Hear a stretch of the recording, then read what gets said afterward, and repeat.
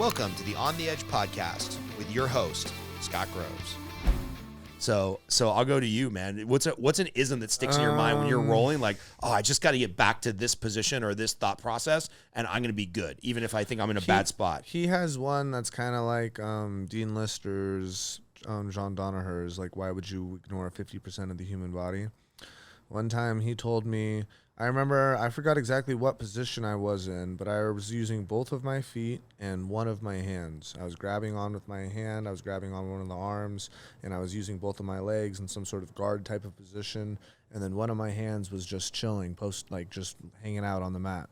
And he was like, why would you waste 25% of your body? Like, your arm is not doing anything. That's 25% of your effectiveness being wasted.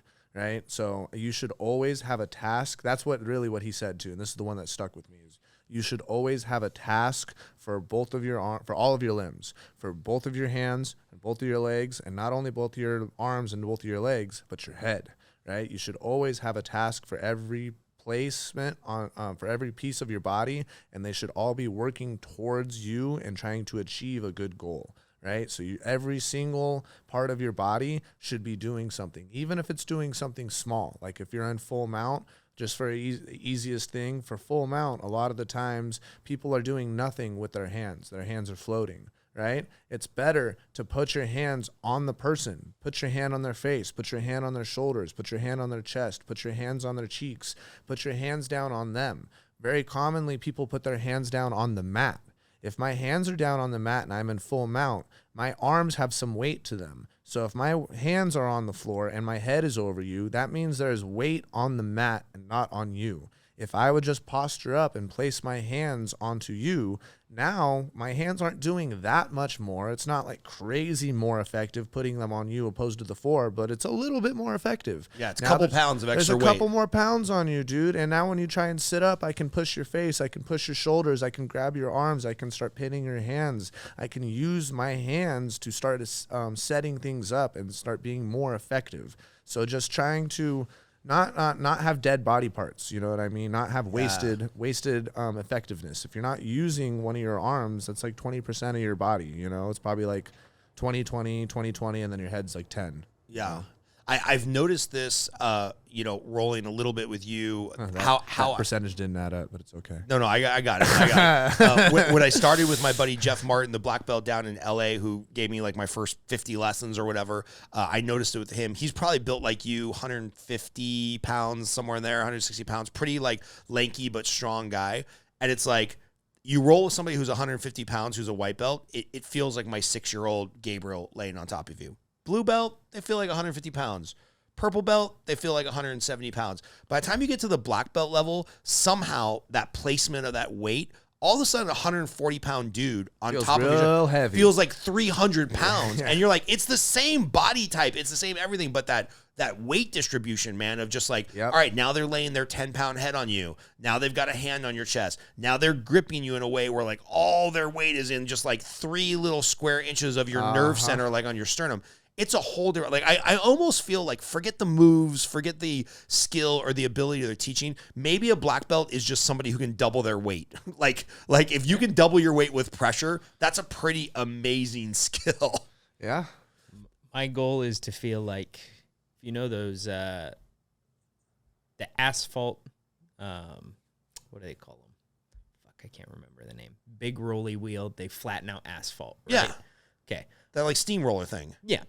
My goal is to feel like that. Like you are just that tube of fucking toothpaste and I'm just squeezing. Yeah, bro. Mission accomplished. The pressure. That's the goal. Every time in my head, I picture when I don't do it obviously to small white belts or anything. Like I'll play around with them. And typically I pull guard every single round.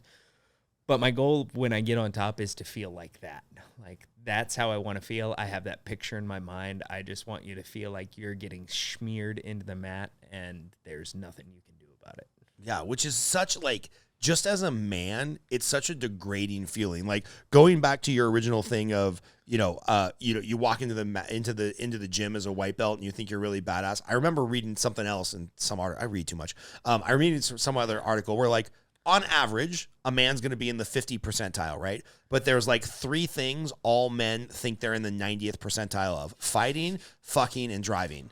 And it's like every man is just like, I'm a great driver. I'm a beast in bed. Oh, yeah, dude, I have no formal training, but I could beat that guy's ass. Like, this is like 90% of dudes think they're in the 90 percentile, which is actually mathematically impossible. So if you've never taken any type of combat class, boxing, Muay Thai, Jiu Jitsu, and you think you're in the 90 percentile of defending yourself, go take one Jiu Jitsu class and you'll have like an ugly, eye-opening, like soul-crushing experience. It's just degrading.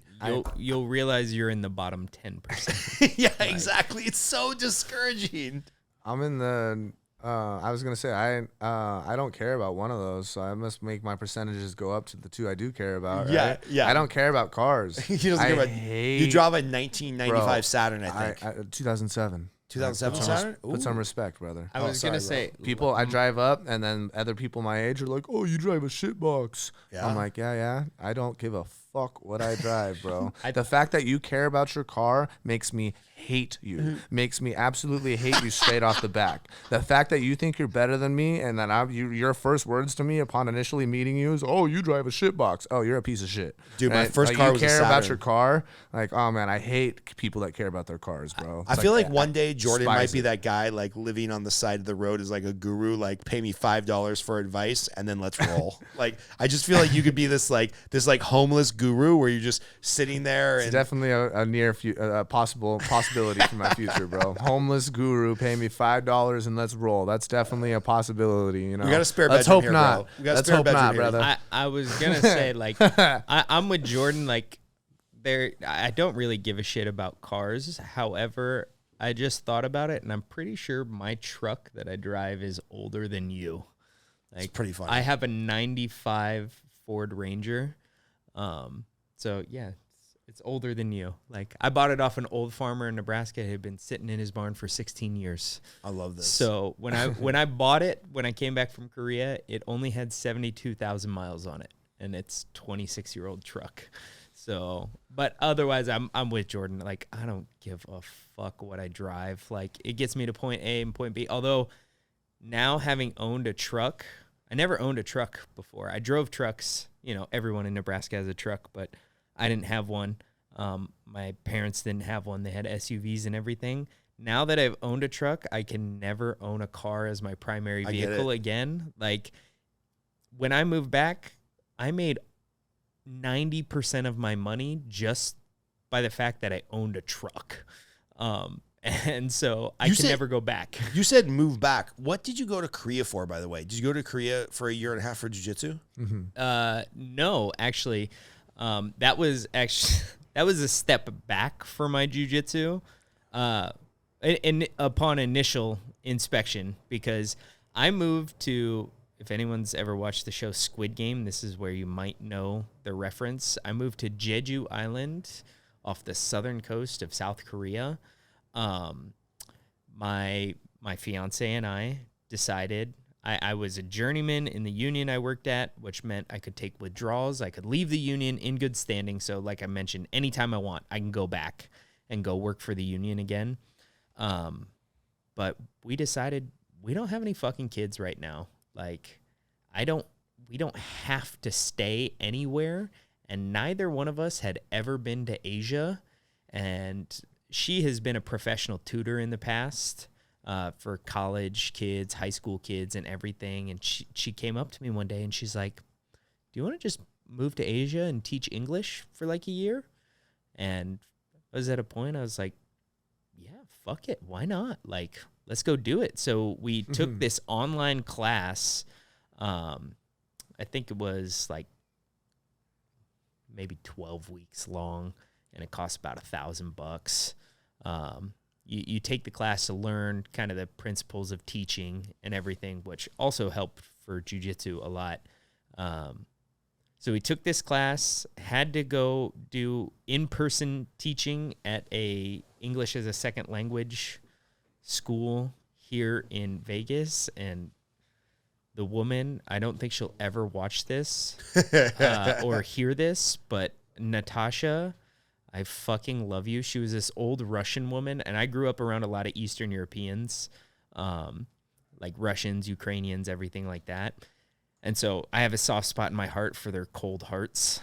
But I love this woman to death because she was teaching English to other people who English would be their second language, and English was her second language. Amazing. And she had been doing it professionally for like 26 years. So she was amazing, but every like hour she'd be like, all right, we're going to take a break. And we'd do like 8-hour days with her, and she'd go out and smoke Virginia Slims, and we'd go talk with her.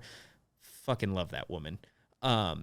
So yeah, we decided just fuck it, let's move to South Korea and go teach English. And I was a kindergarten English teacher, and my fiance taught high school and middle school age kids. She preferred the older kids. I'm like, these young kids, all their teachers currently are all women. They offered me the job because like I was already the art and music teacher for the kindergarten kids, and the kindergarten kids love me because to them, I'm a giant jungle gym. Like, they're like, I can just jump on this guy and like climb on his arms and whatever.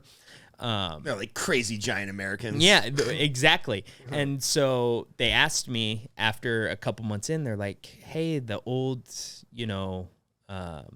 kindergarten teacher, her contract's up. She's leaving. Like, do you want to move to teaching kindergarten at the school instead of, at the time I had like a mixed schedule, and I was like, I fucking hate these middle school kids. So yes, like I will go teach the kindergarten kids because they're fun. Like, no, they're not at all. Well, like that's like the seventh circle of hell to me, teaching a bunch of other people's kids. I barely have the patience to teach my own kid. Being a kids instructor is really hard. Here's the thing. I don't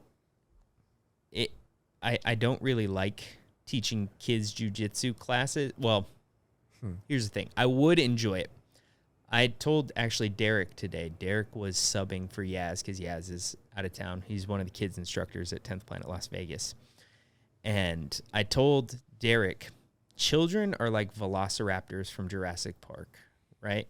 So when you see a substitute teacher in there, the children, they don't even mean to do it, but they have to test the fence. They got to see, what can I get away with that I can't get away with the normal person that's here, right? So they're like the velociraptors in Jurassic Park. If you remember the first movie, they're just always testing the fence. Like, where's the fence weak?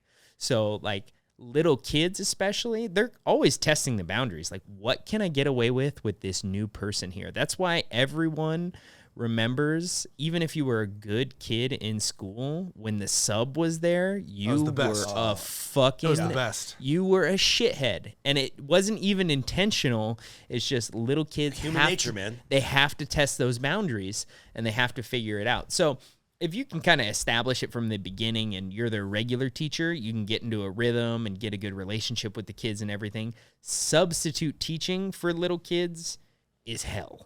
Like, it's terrible because, again, they're all, even the best behaved kids. You're just a glorified babysitter, essentially. Even the best behaved kids are just testing the fence. Yeah. And I think once you understand that, a lot of their behavior is more like, okay, I get why you're doing it. And, but I enjoyed teaching the little kids, like, because I was their homeroom teacher. I taught my main class, they were... What would that be in like American years? Because Korean birthdays are different than American birthdays. It's like a year off. So in American age, they were probably 6 and 7. And then my little kid class that I was the co-teacher for, these kids were 3 and 4. Oh, it's brutal. Sounds miserable to me. Yeah, I enjoyed it overall. Like, there was a lot of stress to it, and sometimes it was frustrating, but anything's better than middle school kids. Middle school kids, they're the worst. Are the fucking worst. Like, yeah, I think I get down with the middle school kids. I could somehow do some Jedi mind tricks. I could reason with them. I could maybe still intimidate them physically.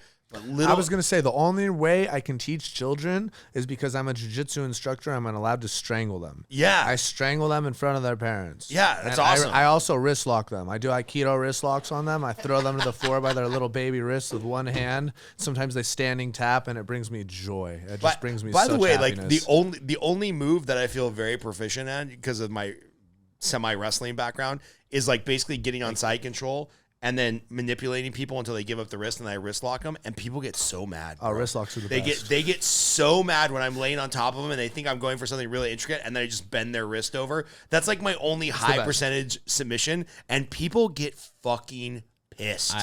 I was gonna say there's wrist locks, toe holds are very much that way as well, and then I am a big fan. I'm starting the movement. It's been started, but I'm an advocate of it. Make ankle locks great again. I love ankle locks. Like heel hooks are great, but ankle locks, if you accidentally injure someone in the gym while you're rolling, an ankle lock, even a really well applied one, I don't have to feel bad. Unless you have a freak accident where you snap their shin bone, which you have to be way bigger than them generally to do.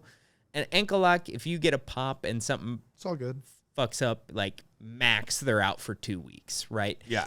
If I get a heel hook on you and like you twist the wrong way, I don't even have to be applying it hard, but you just twist the wrong way, I might fuck up your knee for like a year. Or life. Or life, yeah. So like for me, knowing heel hooks is super important, but like I'd rather get an ankle lock on most people, unless like I'm rolling with someone like Jordan or someone else. Say, put me in an ankle lock, please, Pat. Yeah. I will let my shit break, bro. I don't give one fuck, bro. I know. You think I care about my foot, dude? Jordan's That's a psycho, bro.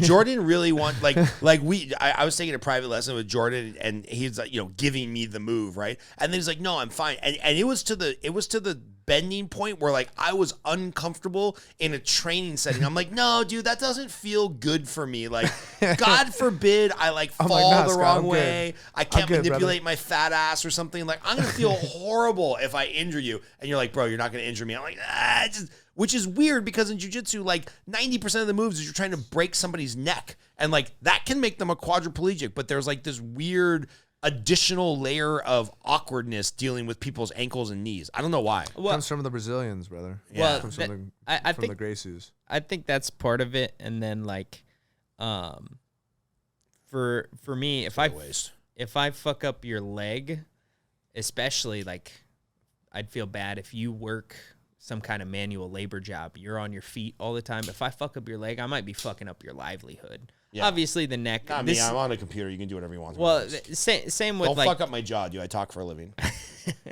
Well, this is why I say anything below the eyes is the neck, but when we're in the training setting, I'm not trying to face crank you. Like, I want a clean choke. Even if I don't get a tap out of the round, I would rather not just crank your fucking jaw and risk breaking your jaw, because that would be terrible. But it's the same with the legs. Like, I don't know what everyone does for a living. I would rather let go of something, especially in a training atmosphere. If we're competing, fuck you. I'll break your shit. Like, I don't care about you.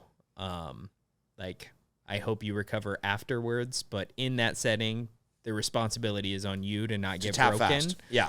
So talk about this, Jordan, because like you're really good at articulating this. Don't let anybody touch my face. Keep your hips away as if the person's trying to punch you, even though you can't punch in jiu-jitsu. Like you're probably, I'm gonna give you some credit here. You're probably one of the best instructors, and I've maybe taken a bunch of private lessons with a half dozen people. I've taken a bunch of classes around California, Arizona, Nevada when I train for work. You're the best person, as far as I've experienced, relating it back to like, no, man, this is real combat. Like in the moment when you're going through like your, technical skill practice, think about if this human being was trying to punch me in the face, right? Or snap my neck, what would my response be? And you're really good at explaining body position in relation to assume this guy's trying to stab you in the face with a knife. And it's like, oh yeah, that's a really good thought. I wouldn't probably just like roll my head into his fist. If he has a knife, then you better hope you know the other martial art, parkour. Parkour, run real fast, yeah. All right. Charge a gun, run from a knife. That's the other thing. Parkour is a martial art. A lot of people don't realize that. Parkour is the art of flight. The same way jiu-jitsu and karate is the art of fight. Well, what is your response when you're at face with a fight, right? It's fight or flight. Right. If you fight, I'll fight you every single day of the week if it's like I don't see no knife or no gun. But the moment you pull that knife and gun out, you're going to see my parkour that I used to know when I was 14, bro. I'm going to be out. I'm going to be gone. right? Be flipping over tables and shit, straight out of Jackie Chan. Dude, I'm gonna be on the buildings, bro. You're not gonna know how I got up there, man. You're not gonna be able to catch me. Oh my God, this is the best interview ever. So yeah, like I said, history is my favorite subject, man. And also I started training MMA and jiu-jitsu. I started training jiu-jitsu with regards of being an MMA fighter. I never wanted to get good at jiu-jitsu in the beginning, bro. Are you still fighting at all? Is that I at all just on your now radar? started training MMA again with the team this week, bro. My first day back was Tuesday, bro. I sparred with at 9 a.m. a little bit. And well, it's not really sparring. We do like touch sparring. It's not real sparring. But I went to the 9 a.m. MMA practice on Tuesday. I'm going to be there again tomorrow morning. And I'm going to start sparring with the pros again soon. But I want to like work my fit-ins and work moving around offensively, like doing MMA again before I go back into fighting with the savages. You know what I mean? Because in 2019, I was sparring with the pro team over at Extreme Couture, and I was sparring over at the UFC PI. So I'm sparring with dudes like Thomas Almeida, like Gary St. Lion, who's in 1FC. Like I'm sparring with like killers, you know what I mean? Yeah, it doesn't sound fun. These dudes aren't taking it easy on me either, bro. They're in camp. Yeah. They're trying to prepare for their fight. You think they give a fuck about me, Mo? Like, no, they're trying to get better themselves, you know? Right. So I know what the level of training is like, and so it's a different caliber of jiu-jitsu, so I'm just trying to prepare my body and my reaction time before I go and get some hard sparring rounds. But yeah, I want to have a fight before the year is over, hopefully in December, you know, knock on wood. Hopefully I can get one in December. But even if I don't get one in December, it's all good. Everything will come in time. I'm just trying to get as many fights as possible. But when I do fight again, I'm going to make sure that I'm ready. Because when I fought in 2019, if you watch any of my fights from 2019, it's like it's like I'm watching a stranger fight, dude. I'm like, who is that guy? Like, that's not how I fight. That's not how I want to fight. That's not how I spar. It's not me, man. But there was a bunch of, you know, not to go back into my woe is me type thing, but in 2019, it was a real tough year for me mentally. I was all lost, like probably the most lost I had felt since before I started training MMA. Like when I was like waking up, throwing up and having anxiety and shit. I was like feeling almost like that in 2019, just real lost for different reasons. And I was like, I felt like I was almost having like a midlife crisis because I was approaching 25 and I was like, oh my God, I'm not a professional fighter yet. I'm getting old. I'm still poor. Like if I don't fight MMA now, I'm not going to be able to fight MMA. I have to fight MMA, whether I'm ready or not, or whether I have to fight MMA. I was like fighting out of like in the worst possible mental headspace. And so I just looked really bad, honestly, in my first couple fights. And so when I do come back in MMA, I want to be completely confident that I'm mentally ready and I'm physically ready, and that when I come, I'm just going to absolutely hurt somebody within a matter of seconds. Like I'm just going to come in there and really fuck somebody up. Like I feel bad for the first guy they give me for the amateur fight again. This is an interesting dilemma, right? Because it's like theoretically all the money's in boxing. And then UFC comes along and they're like, oh, okay, we have a proof of concept where you can make money in MMA. And then like Gordon Ryan comes along and they're like, oh, well, now we have proof of concept that you can make real money in no-gi jiu-jitsu. If you're Gordon Ryan, bro, like the no-gi scene is coming. The no-gi scene is coming. Give the no-gi scene, say that again on this podcast in 10 years, then you're going to be able to be like, okay, you can actually make a living. But how many people are Gordon Ryan? Yeah, how many people was one exactly? Which is so weird, dude. Because like I know I'm kind of like a fanboy of jiu-jitsu right now, and maybe I'm getting into it at the exact perfect time. Because for one person to be so much more dominant than the entire field, it doesn't even make rational sense, right? And for people that don't know who Gordon Ryan is, look him up. He's kind of this really brash, cocky, like Allen Iverson type character in the jiu-jitsu world. But he's Allen Iverson, who's better than Kobe, Jordan, like LeBron. He just doesn't make any fucking sense. He's not like a Michael Jordan type comparison, because I mean I'm not even a sports fan, but I know that Michael Jordan is compared to Kobe, is compared to LeBron, is like the people make comparisons, and like whether people agree with that or not, there is people that do agree with it. Right. There is no comparison to Gordon Ryan. Yeah. There's never been anybody that's done what Gordon's done. There's never been a Gordon. There is no comparison to this guy. The level of domination that this guy is doing to the sport has never been done in another sport before. No, for sure. Because at least not that I know of, bro. Exactly. Serena Williams, Tiger Woods, not like Gordon Ryan. They bro. still lost sometimes. That's not like bro. It's Like- not. It's not what Gordon's doing, man. What Gordon's doing is otherworldly, dude. It doesn't make any sense. Chris, you're gonna have to look this up. I think Tiger Woods has won 13 or 14 PGA tours. The equivalency for what Gordon Ryan has done in the jiu-jitsu world is if Tiger Woods went out and won every single PGA tour, like all 12 of them a year for like 82. He's won 82. Oh my God, I didn't know he's won 82 PGA events. Jesus, man, what a beast! And he's tied with somebody named Sam Snead for the most wins. Look up how many the fuck is PGA that tours guy? there are a year, because Gordon is like, he's just doing something that's like, it's on that Tiger Woods, Serena level. But to your point, I could sit here all day long and argue with somebody about why Kobe is better than Jordan, because Jordan played in the one-on-one era. Exactly. And Kobe played in the fucking zone defense era where like 2, 3, 4 people were guarding him every day. So like we could have an honest debate. There's 48 per year. There's 48 per year. Okay. Oh. Yeah. So we could have an honest debate about why Kobe is better than Jordan or LeBron's better than Kobe, but nobody can argue with this Gordon Ryan thing. It just doesn't make sense. Even the people who hate him, they admit that he's the best, yeah. and a lot of people hate him. I just want to point out, not to continue the fanboying for Gordon Ryan, although I'm a huge fan. I study his shit a lot because obviously he's doing something really well. Tiger Woods won 82 events. Yeah. Right? And there's there's 48 a 48 a year. year. So even if he had won 2 years consecutively and won, what would that be? 96? Yeah. If he had won 2 years consecutively, Gordon Ryan hasn't lost a match in, I think it's been like 4 years. It's been longer than that, bro. Like his last technical loss was to Vinny Magalhaes, and it was a decision, I believe, for, I don't remember the promotion, but he lost. It was either decision or points or something like that. He lost to Vinny Magalhaes, but that was like at least 4 years ago, and he hasn't lost since. You know, It's his so great. life is jiu-jitsu. When you, on Wikipedia, I'll read the entire personal life section.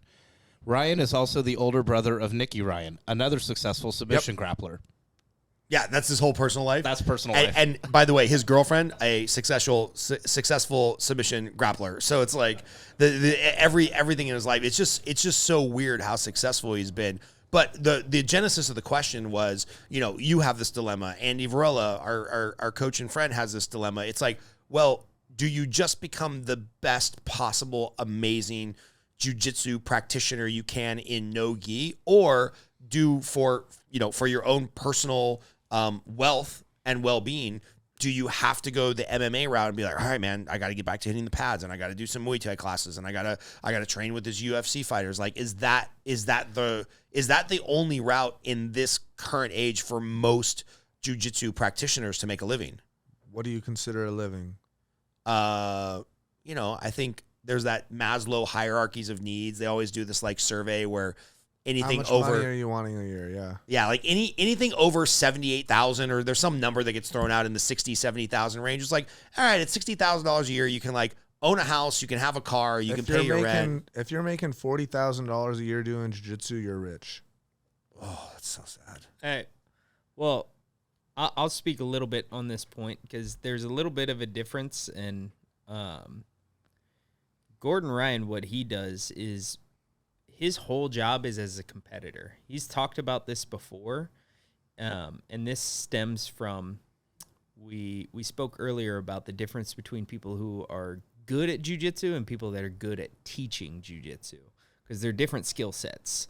And if you look in the past, if you wanted to make a living off of jiu-jitsu, no matter how good of a competitor you were, You had to open up a school. you had to open up a school. You had to teach. And that's still pretty much true. Right. Gordon's kind of the first example of someone whose entire livelihood is made off of being a competitor. Yes, he has his instructionals and he has his investments and everything else. But those only happen because he's successful as a competitor. Exactly. Those only happen because of that, where in the past what we saw, if you were a successful competitor, you had to go sell seminars, and you had to Yes. travel to go teach those seminars, and you had to open a school, and you had to teach, and that took away from your own training.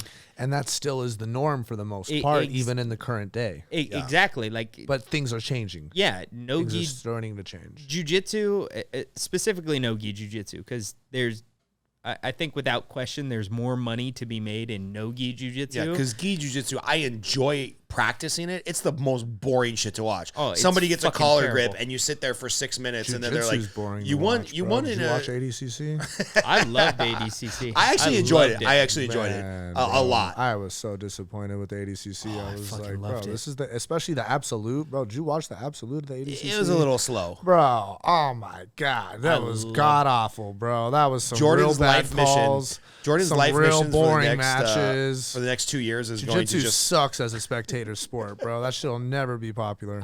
I agree, as it has a similar problem that wrestling has, Yeah. right?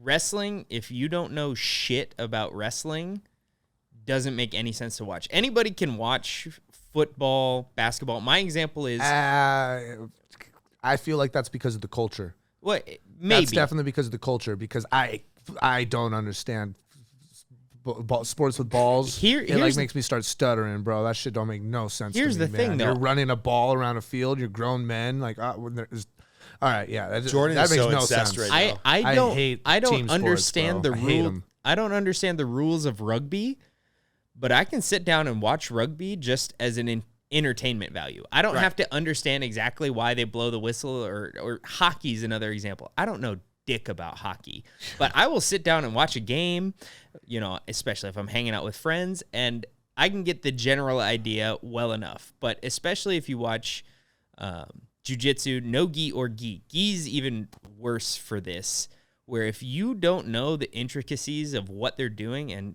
to my other point about wrestling, if you don't know all the little setups and that little grip change and how it changes thing, it is fucking horrendous to watch. Right. I am fascinated watching wrestling. I'm fascinated watching no-gi jiu-jitsu.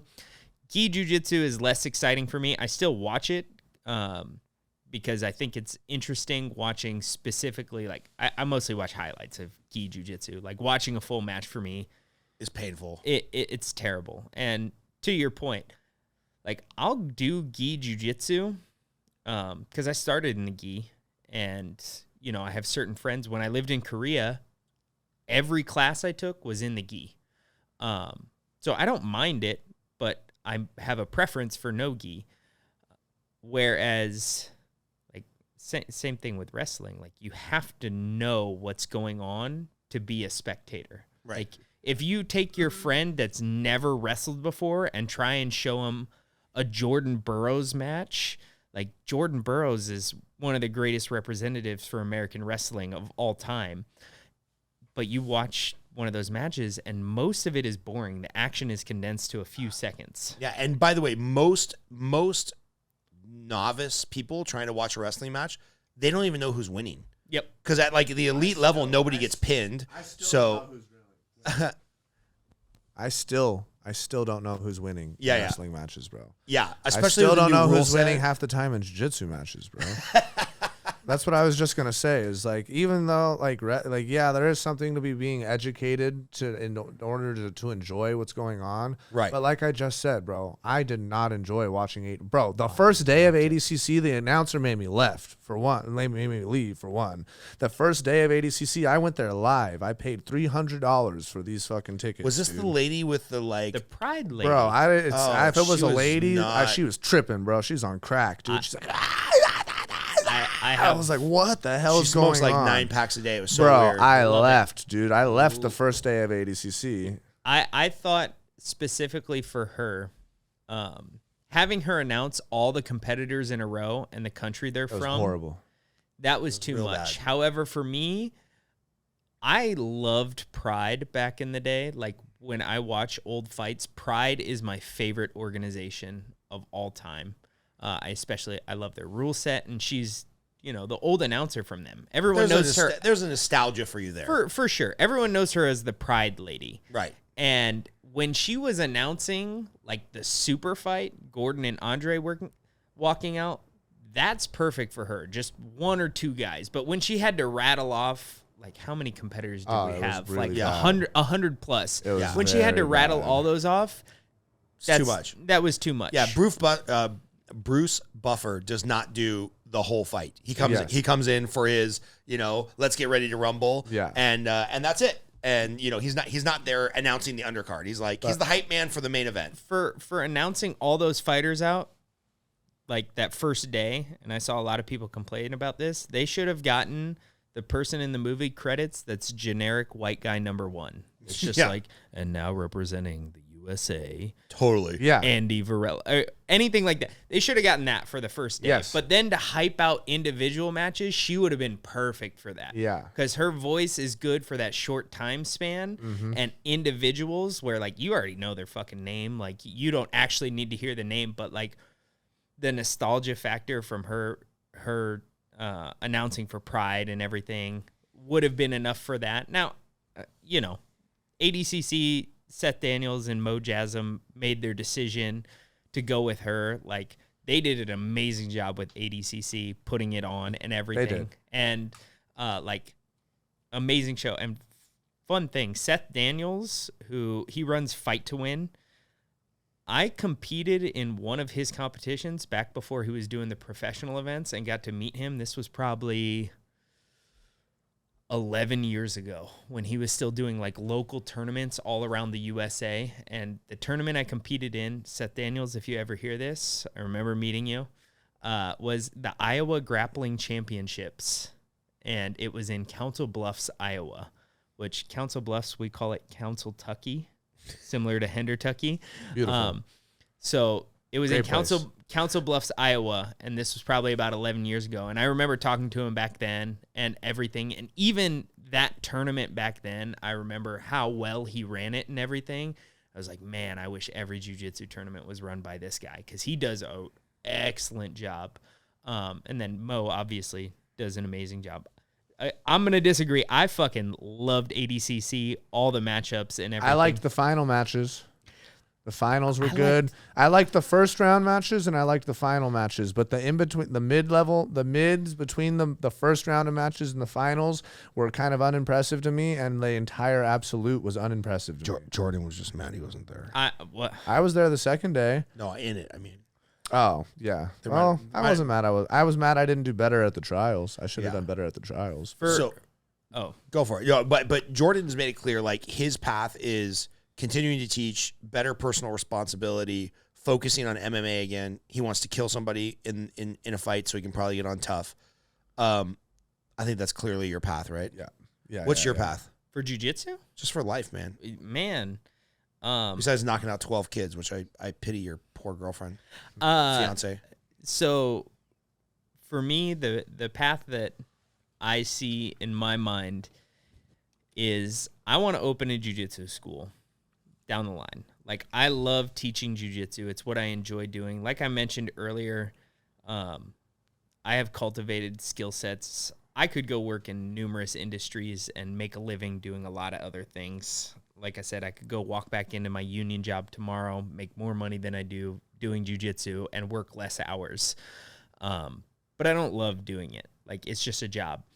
Whereas for me with jiu-jitsu, if I can open a school and have half the impact for people that train with me that jiu-jitsu's had on my life, on their life, even if it's like one person, man, like, that would be worth it to me. Like, that's what I want to do. Cause I honestly, like, everything in my life, like, I met my fiance because of jiu-jitsu, and actually indirectly because of Casey. That's a fun story as well, but I just want Can you do like 10th Planet Cabo? Because there's no good jiu-jitsu in Cabo when I go down there to visit. In a heartbeat. Like, I've talked to some, when I was living on Jeju Island, I had some friends that offered me, they're like, oh, we'll sponsor your visa. We'll open the school. You just be the instructor. And I was like, I don't want to fucking learn Korean, and I don't want to live on this island that long. Like, a year and a half was the perfect amount of time for me to live on that island. But after that, I was like, I'm ready to get the fuck out of Korea. it didn't help. It was during COVID. We had Right. moved to Jeju so we could travel around Asia cheap. Like flights to Thailand round trip, you could get them for like $20. That's why we had moved there to see all of Asia, and then COVID shut all that shit down. The worst. It's the worst. So fuck, I'd move to Cabo. I'll live pretty much anywhere, man. Like I fucking grew up right near my house were just cornfields, and now that cornfield's replaced by a Walmart, and I fucking hate that because I preferred it when it was the cornfields. You know, and we were close enough to a big city. I could go in, see concerts, go to good restaurants, whatever. I don't want to move back to the cornfields so much, but I don't love big cities. Vegas kind of fits that mold for me. Vegas is not a place I'm going to live long term. I let everybody know this. It's good for now. I love Vegas for living in it for now, but it's not where I want to live the rest of my life. But fuck, Cabo? Hell yeah. I'm down. Let's go. Scott, 10th Planet Cabo. fucking book the flight tomorrow. Let's go. Cabo. Mexico? 10th Planet Cabo. See, Spanish is a language I would actually invest time in learning. When I lived in Korea and people are like, oh, are you going to learn Korean? I'm like, no. Probably wouldn't even need to in Cabo. Yeah, Yeah, Cabo's like 90% Americans. Boom. Like you could basically just cater to all the Americans who do jiu-jitsu who like Done. have them pay in advance, so when they're too hungover and they don't show up for a class, you still get their money. But yeah, you could probably just get a bunch of expats training there. But to your earlier question, like for me, I want to run my own jiu-jitsu gym in the future, raise some kids, and just fucking have my life be about jiu-jitsu as it's been now. Like that's the coolest thing to me. Like I said, all the cool things I have in my life, most of what I've gotten to do, I met my fiance because of jiu-jitsu, and it's given me so much, even though I'm not a competitor, like high level or anything like that. Just all the benefits it's giving me mentally, physically, all the relationships I have in my life, like what it's given me. If I can give that to other people, that's what I want to give. That's the gift I want to give to the world rather than go work a different job. Like I said, I mentioned I used to work for Yahoo. Like I worked for this trade union. Like I've done a lot of different jobs, and not to toot my own horn, but toot, I'm pretty fucking good at everything I do. So, And this is what you want to do. And this is what I want to do. Like, this is what I want to do. Again, I could go do other jobs and make more money and work less, but I don't want to do that. I don't blame you. Jordan, I always like to end with these two questions, man. One thing that you're most looking forward to in the next 6 months, and I think I got a pretty good idea what that is, but what are you like, what's in focus for you that you're most looking forward to in the next 6 months? And then what's your favorite movie? I feel like I learn a lot about people with their favorite movie. What am I looking forward to in the next 6 months? Definitely, hopefully, a next MMA fight. You know, hopefully, definitely, I'll have another MMA fight within the next 6 months. That's probably one of the bigger things that I'm looking forward to. But without having an actual locked-in date and like anything concretely planned out, I have Battle Grappling in Bellingham, Washington, October 15th. I'm going out there and I'm going to fuck some dude up, some Drysdale black belt. I've rolled with him before. Fucking asshole, does the scorpion rib crush. Nice guy. Fucking asshole on the mat. That guy's Zach. I know that guy. I'm going to Yeah. kill that guy, bro. I'm going Good. to fuck that guy up. The guy idiot. He hurt Casey with the scorpion rib crush one day. I'm going to really fuck that guy up. And they're going to pay me a little bit of money. Hopefully book me for a seminar out in Bellingham. And over at Ronin Jiu-Jitsu with Rafael Domingos, supposedly, it was supposed to be October 1st, but Rafi's a Brazilian stoner, so who knows when this thing's going to formulate. But there's a tournament going on, 16-man black belt division for $5,000 that he said that he's going to invite me to. So whenever that thing actually comes about, I'm really excited about that because I'm feeling good. I could use some money. And my favorite movie, you know, that's a hard one, man. But it's got to be like a tie. No, actually, no. What am I talking about? I know what my favorite movie is. I just remembered. I don't know why I forgot for a second. Django. Django's Really? my favorite movie, for sure. Django Unchained. Django Unchained, bro. It's Great got one. comedy. It's got a great story. It's got great action. It's got drama. It's got great actors. It's the best. It has everything. It's a great action movie, great drama, great comedy. Right? It has everything. It has some of the funniest parts I've ever seen in a movie, and they're not even like intentionally funny. I don't think it's just how Quentin Tarantino edits and like directs things. Like when he walks up into the bar and then it zooms up on the guy's face real close, and he's like, "Whoa, whoa, whoa, whoa! Like, you can't come in here. Get that out of here!" Like, Yeah.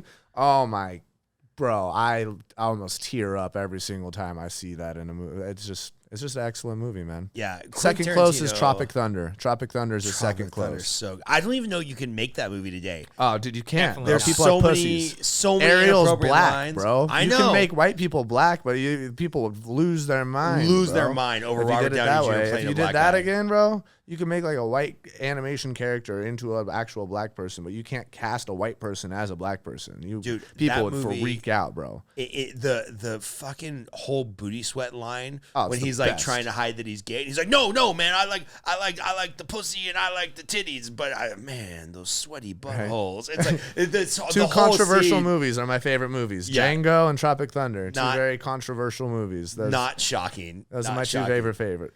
What about you, Patrick? What's in focus the next 6 months, man? What are you looking forward to? And then favorite movie? Man,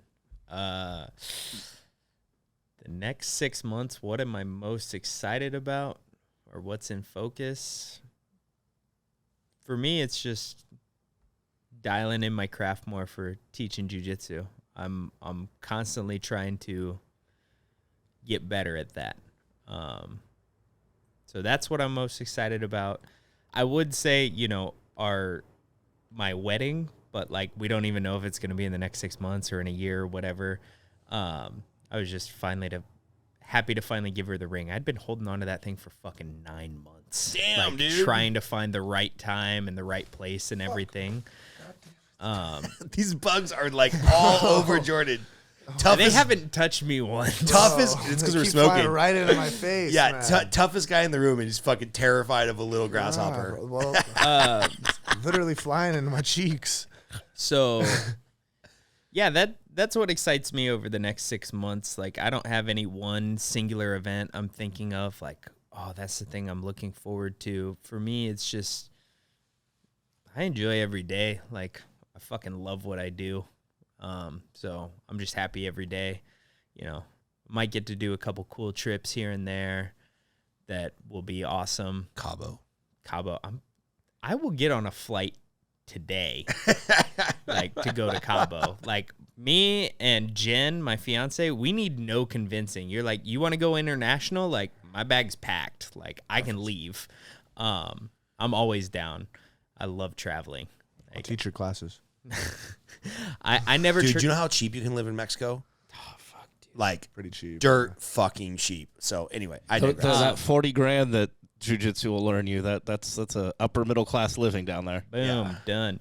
At That's 40 grand already, I consider myself upper middle class. I'm- Fuck. yeah, I'm in gonna- Kentucky. I don't even make that right now, bro. Fuck, I wish I I'm made that. God Kentucky. damn it. I'm starting my OnlyFans so I can live in Cabo until the jiu-jitsu I have takes off. Instagram subscriptions. Subscribe to Jordan Wears No Gi, $9.99 a month for your jiu-jitsu techniques. I have the I know, Boogie I Choke love it. 101. Right. By the way, Shameless plug. I think you're ahead of the curve because anybody who has tutorials, great. You sell a 59 tutorial and that's it. It's like playing a tennis match where somebody hits you the ball and you catch it.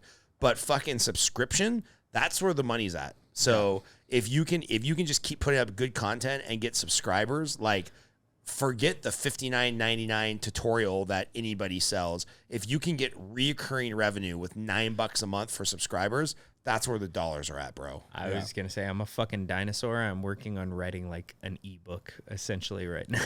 Yes. I'm a dinosaur. I don't film anything. I get told by all my photographer friends that I take dog shit photos. And I can confirm. Yeah, I do not take good photos. Someone thought that getting me an iPhone would fix that. It did not, because I used to be Team Android forever. And then favorite movie. This is always a difficult one for me. So I'm going to be like Jordan, and I'll probably give 2, most likely.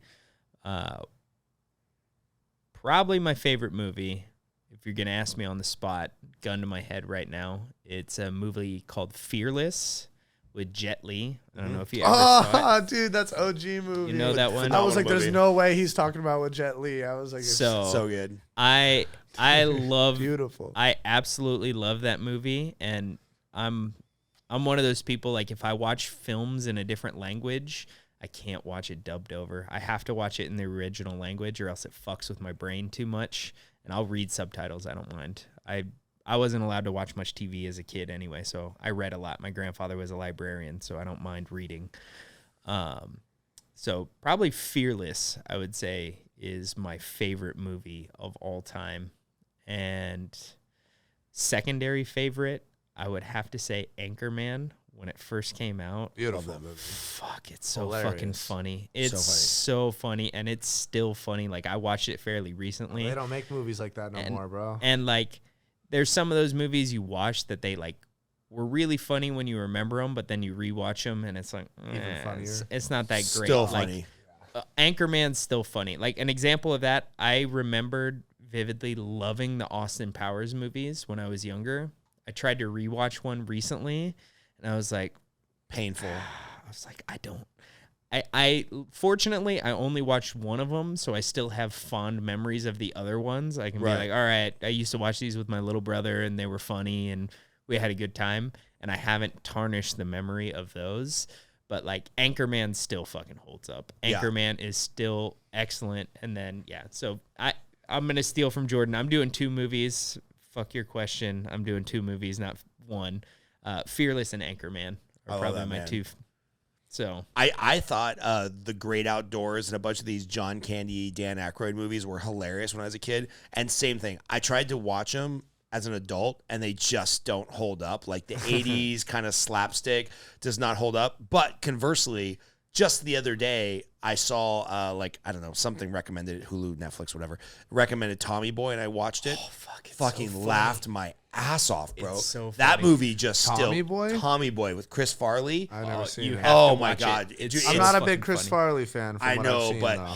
this is good stuff, man. Like, it's pretty hilarious. Like, the physical comedy plus, like, the one-liners, and him and David Spade are just, like, such yin and yang. It's like a buddy cop comedy, but, you know, they're like salesmen, and it's pretty hilarious. So worth a watch. What are your thoughts on Napoleon Dynamite? Hit or miss? I'm agnostic about it. Like, I've seen it. I thought it was funny, but I'm not like a super fan I'll like some never people. That's probably my third favorite. That's Third one of the favorite, best- really. I'll never go rewatch that movie. I think I watched it twice. One of the best movies ever created. The first time it was funny, and the second time I was like, I know everything already. It's Like, art. It's art. It's yeah. art. It's art. It is. It's one of the best. It's literally one of the best movies made. Maybe of all I'll have to time. give it a try again, but overall, that was one of the movies I felt the same way. I was like, I don't That want movie's to timeless. tarnish the memory I have of enjoying my first time watching it Yeah. by rewatching it and ruining it for me. What's the most So- disturbing movie you ever watched? Oh, I got one. Oh. Like, so when I was in, I will preface this with, I don't really like scary movies. Yeah, me 'cause neither. In my mind, life is terrifying enough. Fuck yeah. And I don't need to be scared by it. in my relaxing time, I don't need to watch things that make me more scared. However, my fiance, she likes scary movies, and we were hanging out with some good friends of ours. He was actually the owner of one of the jiu-jitsu schools I taught at in Korea, and his wife, she's Australian. They're really great friends of ours. We went over to watch a scary movie with them, and I think it's on Netflix now or Amazon Prime, one of the two, because we were scrolling through and we saw it the other day, and we're like, holy shit, they have this. It's called, like, Gang Gym Asylum or something like that. Aren't you on that island? No, because where the movie takes place is on mainland Korea. Already sounds horrible, Asylum. It fucking terrifying, because this movie is kind of like, did you watch Blair Witch Project? Yeah. Same, the found footage type stuff. Yeah. That shit fucks with me. The found Fuck footage, yeah. even though I know it's fake, I'm like, fuck, that looks real enough. I can't do it. Well, on that note, I'll see you guys. I'll see you guys Oh at my jiu-jitsu. God. I'll Holy see you shit. guys Jump at scares. Jump scares. I'll see you guys at jiu-jitsu at 6 a.m. Fuck yeah, let's do it. Let's do All it. right. Thanks for being on, man. Hey.